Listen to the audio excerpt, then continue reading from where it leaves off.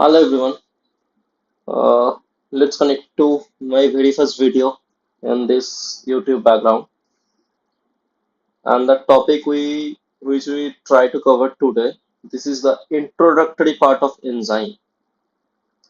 Enzyme introductory part.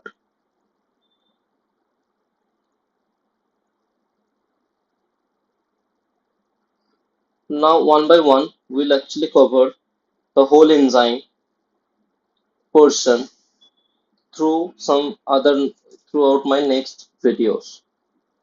Now, what is enzyme?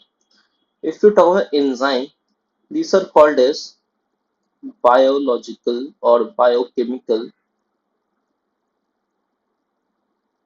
catalyst. Now, from the term catalyst, we can really understand that something which increases the rate of reaction without changing the fate of the reaction or without changing any property of itself. Now, means enzyme is something which actually increases the rate of reaction of any biochemical process. Now, let's go a bit deeper in this. What is the nature of enzyme? Nature. Majorly, enzyme is protein in nature, but there are some exceptions, which is called RNS. Now, if you look at enzyme, one thing we have missed, if when nomenclature in the nomenclature of any enzyme, this is something, and after that, which is called suffix, we need to add s. By this s in the suffix portion, we can identify this is an enzyme. Now, enzyme is majorly protein in nature, but the exceptional case is RNS, which is actually small RNA molecules.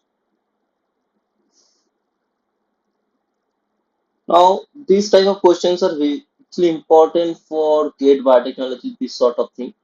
These type of questions are important because next go to some bit deeper into the structural portion of enzyme. Enzyme can be of two types. Enzyme is basically majorly in two types. One is called simple enzyme,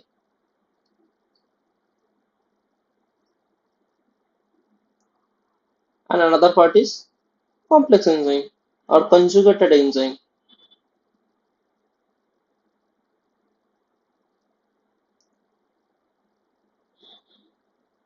Now, this simple enzyme, this simple enzyme is entirely protein in nature.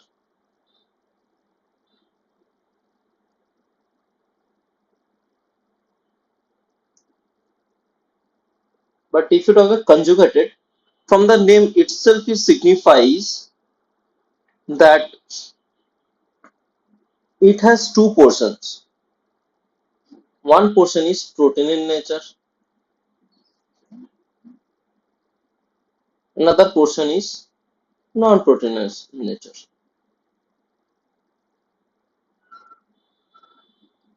Now, this protein component, what is called? This protein component is called apoenzyme.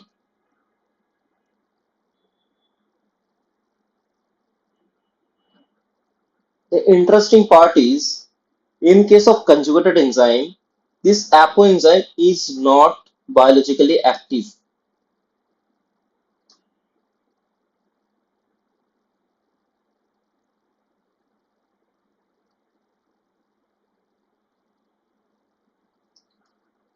Thus, this non-protein part, with general term which is called cofactor,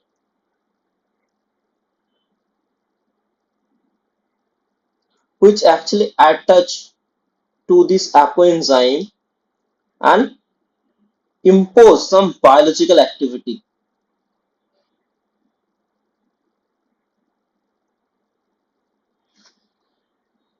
to this, and this all together, apoenzyme and cofactor, this all together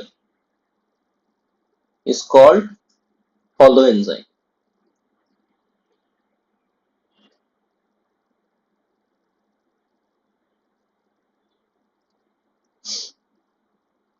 Now, up to this, these things are clear, I guess.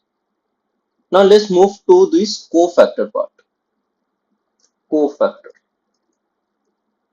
This is one of the most important portion of enzyme because majority of the protein enzymes are conjugated enzymes, and this cofactor is basically important for their biological activities. Thus, this cofactor could be some metal ions.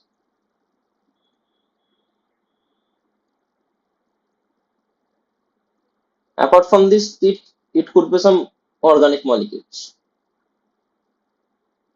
organic or organic matter. If the cofactors belongs to this organic matter, not a metal ion, then it will be called coenzyme. Now I guess the confusion is clear between coenzyme and cofactor. Coenzyme is a subclassification of cofactor. This is one part. Now, as I said, there's some part apoenzyme.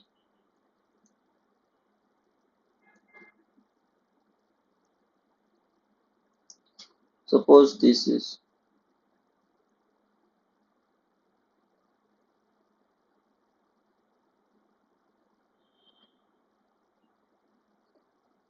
the cofactor.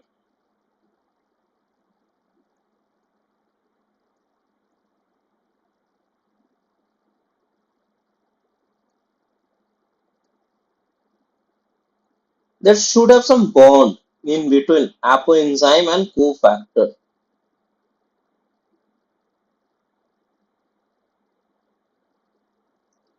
This bond could be a strong covalent bond,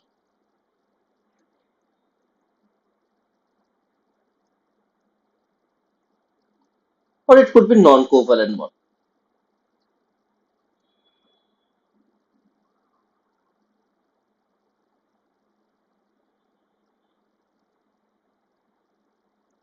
If this bond in between apoenzyme and cofactor is covalent bond, then in that case, this cofactor will be called prosthetic group.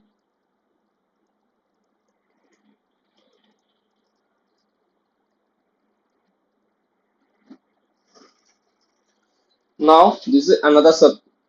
The initial, what is the subclassification of cofactor based on the nature of cofactor. Now, what is the another subclassification of cofactor based on the bond in between apoenzyme and cofactor. Now, another case. These based on these subclassification, where cofactor is metal. Now, initially, what happened? There is an apoenzyme.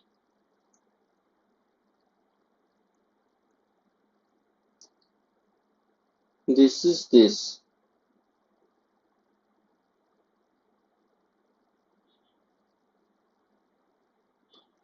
and the cofactor in this case for this apoenzyme is metal.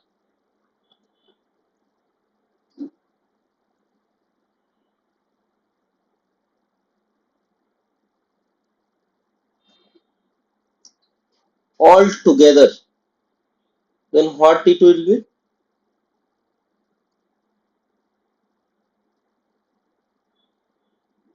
This is and then holoenzyme, apoenzyme, and apoenzyme, which is a proton part, and metal ion, that is a non-protein part.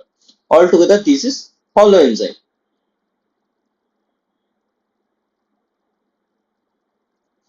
Now, get bit deeper into this. Again, there should have some bond in between this apoenzyme and metal ion.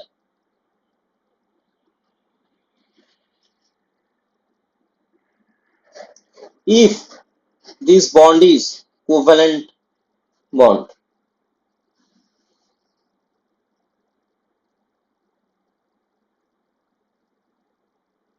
then this metal ion is what?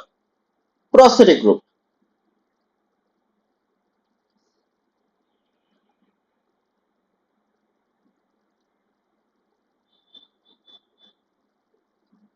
In that case, this holoenzyme will be called metalloenzyme.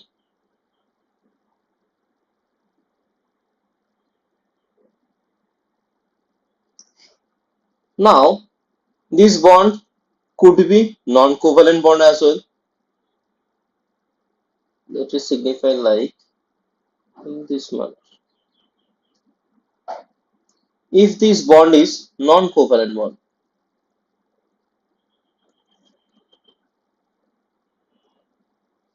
in that case, this holoenzyme will be called metal activated enzyme.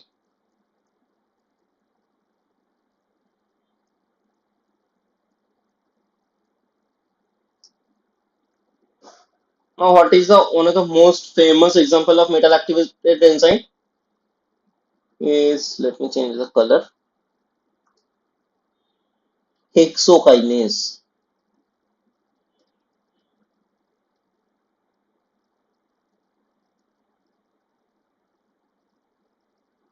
Clear? Now, for this hexokinase, what is the metal ion? Mg plus 2.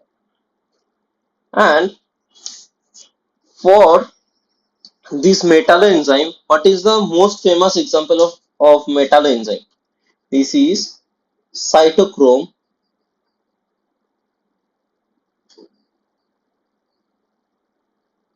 oxidase. And what is the metal present in case of this? Fe plus 2. Now, from this, which we can signify that in case of cytochrome oxidase, this Fe plus 2, this is the prosthetic group because this is attached to with the apoenzyme part of cytochrome oxidase with some covalent bond, and altogether it is called metalloenzyme.